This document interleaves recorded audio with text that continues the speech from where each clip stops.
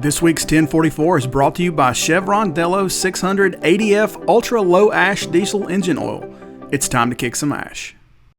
Are the robots coming for our jobs? Well, kinda, yeah. You're watching CCJ's 1044, a weekly webisode that brings you the latest trucking industry news and updates from the editors of CCJ. Don't forget to subscribe and hit the bell for notifications so you'll never miss an installment of 1044. Hey everybody, welcome back and happy Black Friday. I'm Jason Cannon, and if he's not buried under a mountain of people Black Friday shopping at Walmart, on the other side is Matt Cole. Trucking's already down its path of automation, whether it's the use of technologies that help streamline logistics or things like autonomous trucks. No, the robots aren't coming for your jobs. Not all of them anyway. But we've been seeing trends for years, in assembly plants for example, that automation works alongside a reduced number of actual people. So what happens when things are fully automated? Robots don't need groceries, they don't buy cars, and they don't contribute to the overall economy.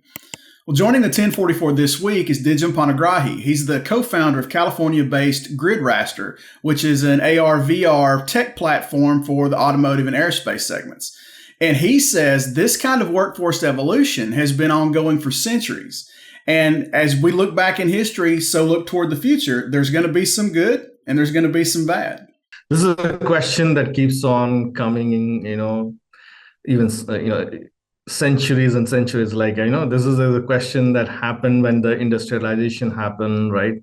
Then the electrification happened. Then, you had the computers that came in, and with every bit of technology, progress, that we absolutely see the same question coming back, right?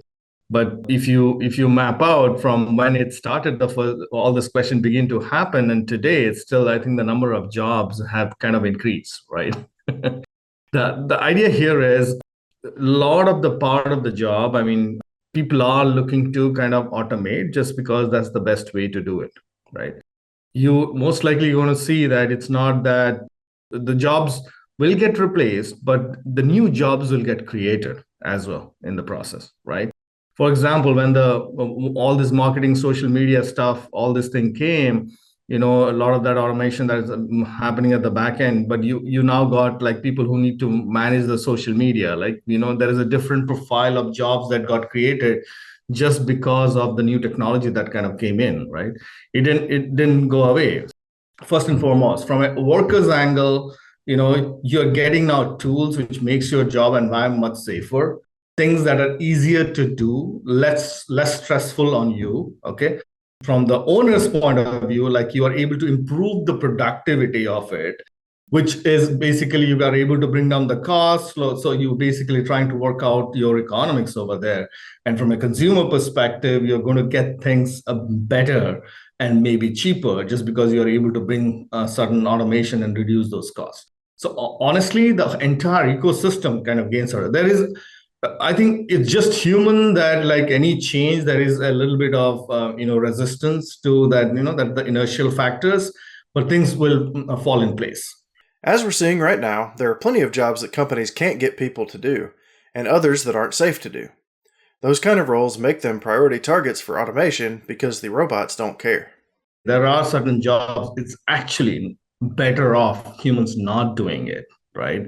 For example, you are inspecting a hazardous material and you are actually sending a human to do that. That's not something that you really want them to expose to, right? Would you really want that to be automated and replaced by something which humans are not? Absolutely, right? Do you really want, then you have scenarios where it's like, it's a safety hazard, right? Like in many of the, I know, use cases where people in aerospace and defense where we're working, or automotive, like you get into spaces which is like too congested, suffocating, and all of that.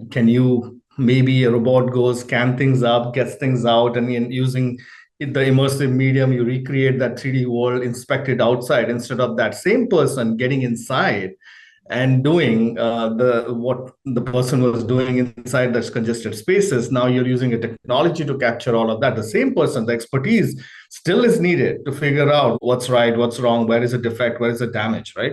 Just that you made that job much easier. right? So suddenly during this automation process, so a lot of this repetitive work that the job which today still humans kind of do would kind of go away. But the expertise, the things that it requires certain expertise in order to kind of get things done, it's not going to go anywhere. It's absolutely going to. Those are all that they may change into is you are now doing with your hands. Now you're basically maybe operating a robot to get certain things done, but the job is still there. Dijam says right now automation has emerged as an answer to a very important question, and he tells us what that answer is and what the question is after a word from 1044 sponsor Chevron Lubricants. Protecting your diesel engine and its aftertreatment system has traditionally been a double-edged sword. The same engine oil that is so essential to protecting your engine's internal parts is also responsible for 90% of the ash that is clogging up your DPF and upping your fuel and maintenance costs. Outdated industry thinking still sees a trade-off between engine and emission system protection, and Chevron was tired of it. So they spent a decade of R&D developing a no-compromise formulation. Chevron Lubricants developed a new ultra-low ash diesel engine oil that is specifically designed to combat DPF ash clogging. Delo 600 ADF with OmniMax technology cuts sulfate ash by a whopping 60%, which reduces the rate of DPF clogging and extends DPF service life by 2.5 times. And just think what you can do with all the MPGs you're going to add from cutting your number of regens. But Delo 600 ADF isn't just about aftertreatment. It provides complete protection, extending drain intervals by preventing oil breakdown. Before you had to choose between protecting your engine or your aftertreatment system, and now you don't. 600 ADF from Delo with OmniMax technology, it's time to kick some ash. It's not a question there is an oversupply of labor to do certain things. Actually, the fact is on the manufacturing, there is actually short supply of labor that's needed to be done. How do you close that gap, right? Because the new generation is not ready to work in those environments anymore, right? So there are you have new generation wants to go in a different direction. Number of people who are available is also not sufficient to provide the need that is there to the industry, right? So one is the part. So you're basically taking why the new age labor is not coming to this manufacturing and all that kind of space. Is it a case that it just sounds too difficult, too laborious? I mean, there is a lot of study that has happened around that, and one of the key things that comes up is that can you make it much more safe? Because it's always an option, right? You have other options that are available. You're kind of evaluating between the options you have. Can you make it this a much more attractive option than what it is? It today looks heavily like you have to do a lot of manual stuff. You have to really be laborious. The pay may not be that great compared to other options that may be available. So it's an obvious choice. People do it across centuries. That's been the case, right? So first thing, obviously, automation helps. As an industry, they still have to survive. The industry still has to go on. So automation kind of helps in order to maybe close some of the gap that has been built out just because of the shortage of the labor supply, and you can do more with less now. So how do you incentivize this next generation to take jobs alongside automation? Turns out it's pretty straightforward. They're much more comfortable on the digital side. They have been kind of using maybe nowadays the phones, we hand out the phone to a 1-year-old, right? So they have gone through that phase. They're so much more comfortable dealing with the digital thing, automating stuff. So you're basically giving them a option to kind of attractive option to come and say, okay, this is an extension of what you are kind of been doing, but now you're going to do in a much more organized setup, in an industrial setup, right? But you need to bring down those barriers. And this technology, all this technology that we are talking about, whether it's an AI, we're talking of robotics or AR, VR, are phenomenally kind of coming together to kind of facilitate some of that, right? Augment the skill set. The idea here is, can I augment the skill set of somebody who comes in at a certain scale, and how quickly can I get them to do certain things? Absolutely, all this technology has been phenomenal, right? You are able to reduce touch labor by 85% in some of the cases. You're able to train people almost at 1/6 the time that it takes to train otherwise how you train. The numbers have been phenomenal. Honestly, the entire ecosystem kind of gains out of it. In trucking, we're already seeing, in some cases, regulations hold back the deployment of technology. And Dijam says that has to be a give and take relationship. The thing is, if you want to allow the technology to kind of improve at a rapid speed, initially, I think you want to put less regulation burden in it, right? To incentivize all the innovation that really happens.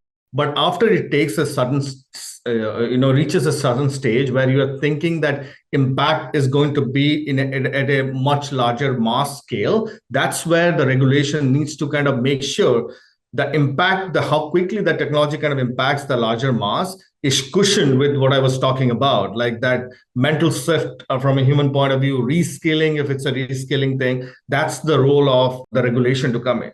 When you're talking about the different state, it will be very interesting to also see, and that's because I track it pretty closely. So you'll see the states which has actually allowed most of this autonomous stuff or have gone ahead, a little ahead from other states. You will most likely see there is a shortage of those kind of labors there.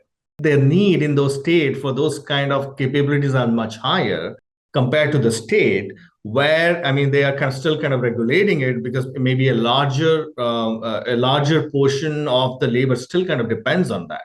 And I think that's the right way to go about it, because what you're trying to ensure that you're giving enough time, because all that is about kind of making sure the technology doesn't kind of disrupt in a certain way that the social structures get kind of affected in a big way. So that's where the regulation needs to cushion.